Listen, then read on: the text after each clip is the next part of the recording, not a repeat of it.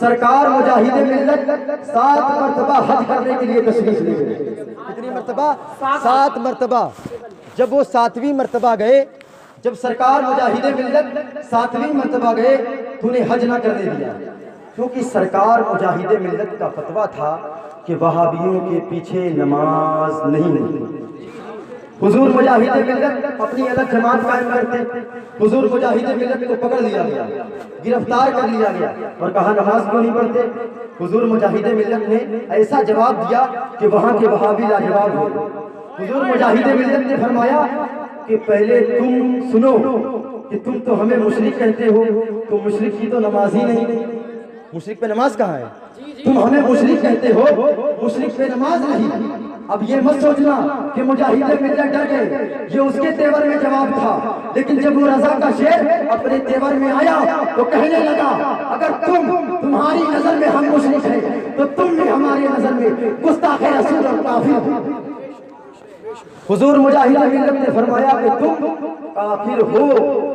وہاں کے قاضیوں گزار شیخ عبدالعزیز سے سرکار مجاہد ملت نے توسل بالانبیاء پر وسیلہ پر مناظرہ کیا اور ثابت کر دیا کہ ابتغوا فرما کے گویا رب نے یہ فرما دیا بے وسیلہ نجدیوں ہرگز خدا ملتا نہیں، اور وصل مولا چاہتے ہو تو وسیلہ ڈھونڈ لو. بے وسیلہ نجدیوں ہرگز خدا ملتا نہیں.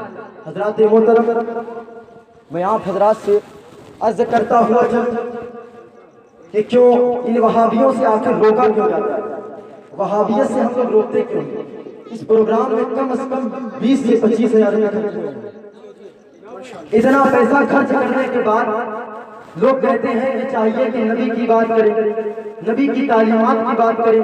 آخر وہابیت کا رد کیوں کیا جاتا ہے؟ تو وہابیوں نے اتنے گندے عقیدے اپنی کتابوں میں لکھے ہیں، یہاں تک لکھ دیا کہ مصطفیٰ کو اور علی کو کسی چیز کی خبر نہیں ہے، وہ کسی چیز کے مالک و مختار نہیں ہے.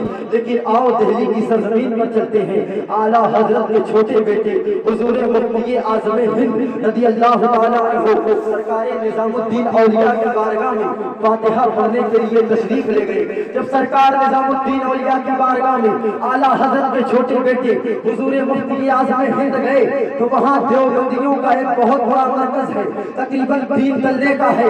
وہاں سے دیوبندیوں نے سوچا کہ اعلیٰ حضرت کے چھوٹے بیٹے آئے ہیں، چلو ان سے مناظرہ کریں. لیکن کسی میں ہمت نہ ہو رہی تھی، اتنے بڑے عالم کا مقابلہ بھلا کون کر سکتا ہے؟ آخر میں 3 امیر کو تیار کیا گیا، 3 اونچے اونچے پیجامے والوں کو تیار کیا گیا. اس میں سے پہلا وہ تھا کہ بیوی اور ماں میں لڑائی ہو گئی تو بیوی کی محبت میں اپنی ماں کو گھر سے باہر نکال دیا، اپنی ماں کو گھر سے باہر نکال دیا بیوی کی محبت میں. ایک امیر وہ تھا کہ یتیم کا مال کھائے بیٹھا تھا، اور ایک امیر وہ تھا جو نوکرانی سے غلط نوکرانی کے ساتھ منہ کالا کیا. یہ تینوں امیر اعلیٰ حضرت کے چھوٹے بیٹے مفتی اعظم ہند کی بارگاہ میں گئے. جب مفتی اعظم ہند کی بارگاہ میں گئے، سرکار مفتی اعظم ہند سے کہا نبی غیب جانتے ہیں، نبی کو کسی چیز کی خبر ہے؟ سرکار مفتی اعظم ہند نے کہا قرآن میں دلیل ہے، حدیث میں دلیل ہے، مان جاؤ. نہیں مانی. بہت مرتبہ سرکار مفتی اعظم ہند نے کہا قرآن میں دلیل ہے، حدیث میں دلیل ہے، مان جاؤ. جب دیوبندی نہ مانے، سرکار مفتی اعظم نے اپنے تیور میں آتے ہیں اور ایک امیر کے گریبان کو پکڑتے ہیں اور کہتے ہیں بتا بیوی کی محبت میں ماں کو دھکے دے کے گھر سے نکالنا کیسا ہے؟ دوسرے امیر کے گریبان کو پکڑا اور کہا بتا نوکرانی کے ساتھ منہ کالا کرنا کیسا ہے؟ تیسرے امیر کے گریبان کو پکڑا اور کہا بتا یتیم کا مال کھانا کیسا ہے؟ جب تینوں دیوبندی نے سرکار مفتی اعظم ہند کی اس کرامت کو دیکھا، تینوں دیوبندی سرکار مفتی اعظم کے قدموں میں گر گئے اور کہنے لگے ہم دیوبندیت سے توبہ کرتے ہیں. ہم سمجھ گئے کہ جب بریلی کا مصطفیٰ اتنا جانتا ہے تو مدینے کا مصطفیٰ کتنا جانتا ہوگا. اور کوئی غیب کیا تم سے نہاں ہو بلا جبنا خدا ہی چھپا کرو. ارے جبنا خدا ہی چھپا تم پہ کرو.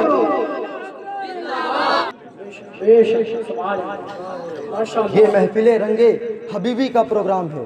میں نے سوچا تھا کہ جب حضور مجاہد ملت کے مناظرے کا واقعہ بیان کروں گا تو اس کرامت کو بیان کروں گا. آپ کیا سمجھتے ہیں کہ مجاہد ملت کسی ایسی ویسی شخصیت کا نام ہے؟ جب سرکار مجاہد ملت 7ویں مرتبہ حج کرنے کے لیے گئے تو ان کو روک لیا گیا، وہ ہندوستان تشریف لے آئے۔ جب ہندوستان میں تشریف لائے تو ایک عالم صاحب کہتے ہیں، کون کہتے ہیں؟ ایک عالم صاحب کہتے ہیں کہ میں مدینہ شریف میں سویا ہوا تھا، میں نے کیا دیکھا کہ میں سویا ہوا تھا، میں گنبد خضرا کے قریب ہوں اور تخت لگا ہوا ہے، تخت پر نبی کریم جلوہ فرمائے اور بازو میں ابو بکر و عمر عثمان و علی ہے، حسن و حسین ہے، پورا دربار لگا ہوا ہے اور ایک شخص وہاں کی چوکیداری کر رہا ہے، ایک شخص وہاں کی پہرے داری کر رہا ہے، ایک شخص وہاں کی رکھوالی کر رہا ہے۔ وہ عالم صاحب کہتے ہیں کہ جب وہ شخص پلٹا تو میں نے دیکھا وہ کوئی اور نہیں تھا، وہ اڑیسہ کا مجاہد ملت تھا، وہ اڑیسہ کا مجاہد ملت تھا۔ زمانے کو خطا کر کے مجاہد نے بتایا ہے کہ جو بہلول ہوتا ہے وہی تو اصل دانا ہے۔ زمانے کو فتح کر کے مجاہد نے بتایا ہے کہ جو بہلول ہوتا ہے وہی تو اصل دانا ہے۔ ارے ان وہابیوں کی ہمیشہ سے پلانی ہے کہ جب حق والے جاتے ہیں نا تو یہ مدینہ شریف میں انہیں گرفتار کر دیتے ہیں۔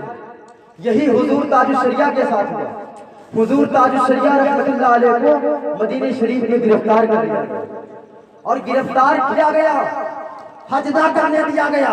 سرکار تاج الشریعہ کے ہاتھوں میں ہتھکڑی ڈال کر کے ہندوستان روانہ کر دیا گیا۔